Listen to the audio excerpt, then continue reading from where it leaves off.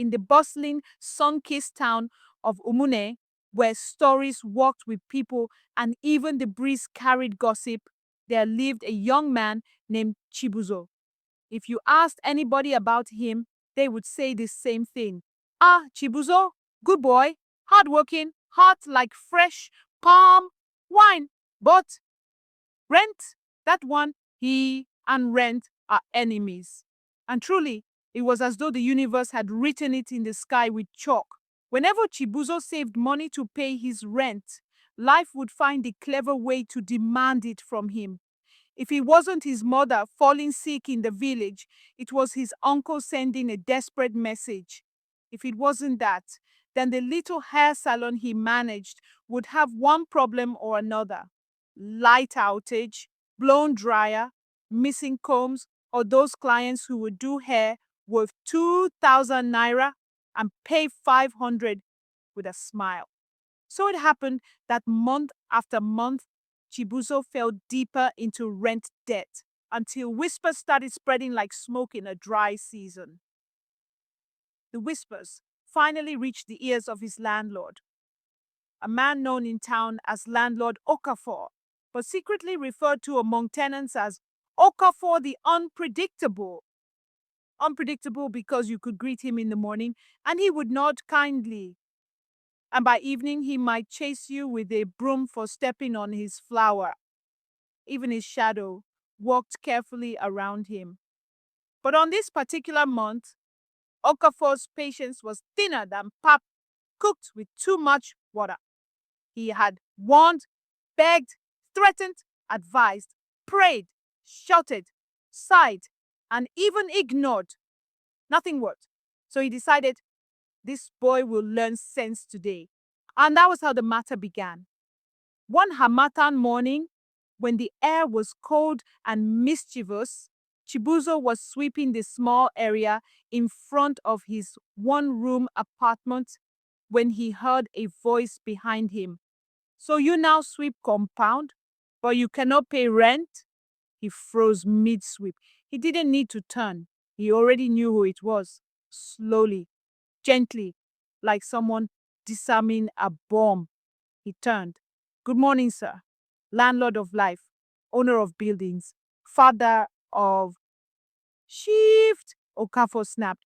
Don't father of me today. Where is my money?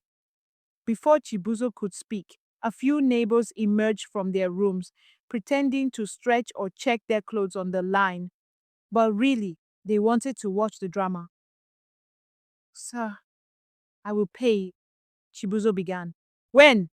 Okafor barked. Very soon, sir. When is very soon? Today? Tomorrow? When your great-grandchildren come? Chibuzo swallowed hard. Sir, business has been slow, but I have faith. Faith? Okafor clapped dramatically. Does faith cook soup? Does faith pay rent? No, sir. So what can you pay with now?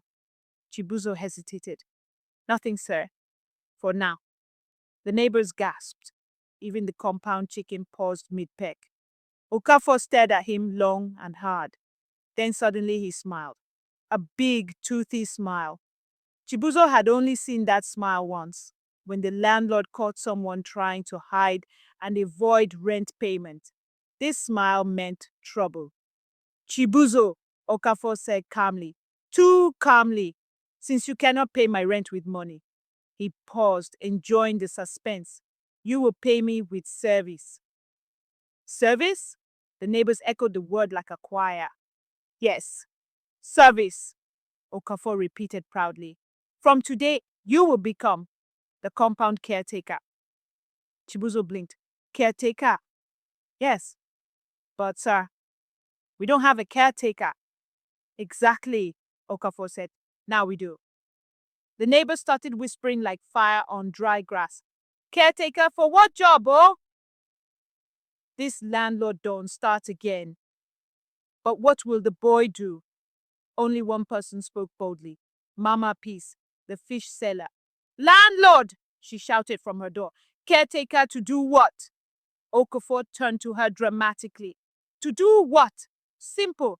He will sweep the entire compound daily, wash my car, trim the flowers, chase away goats, help me carry sack of feed for my chickens and yes, he will also be the official compound peacemaker. The neighbors gasped again. Peacemaker? Yes, Okafor continued proudly. If anybody quarrels, he must settle it. If neighbors fight, he will solve it. If two chickens argue, he will separate them. Two chickens, someone whispered. Silence! Okafor commanded. Let it be known, until this boy pays his full rent, he works for me.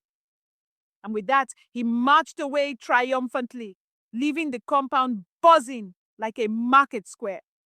The very next day, before the sun rose, Okafor shouted from his veranda, Chibuzo! Chibuzo jumped up from sleep so violently he almost kicked the wall. Sir, I am coming, sir. Bring broom, Okafor commanded, and bucket, and rake, and hose, and no, leave the hose. Bring rope. Rope? What will the rope do? Is he going to climb something? The neighbors were already awake, pretending to clean their doorways, but actually waiting to see what drama would unfold. Chibuzo came running. Sir? Come, Okafor said, leading him to the backyard. There, standing majestically like a village king, was a giant goat, the most stubborn goat in Umunne. Its name was Major General. This goat, Okafor said gravely, keeps breaking out of the pen. Your first assignment is to tie him properly. The goat sized up Chibuzo. Chibuzo sized up the goat. For a moment, both of them exchanged an unspoken agreement. I don't like you.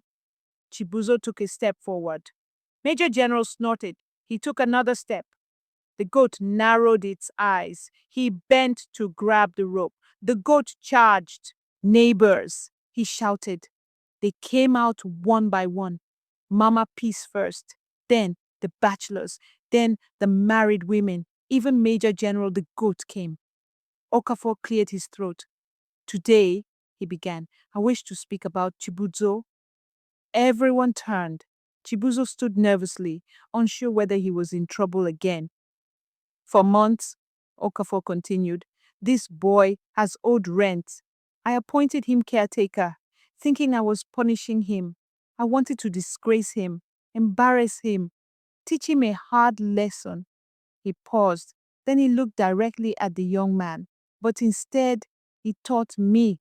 He taught me kindness. He taught me humility. He taught me the meaning of service. He taught me what it means to carry burdens quietly. It taught me that strength is not loud, it is gentle.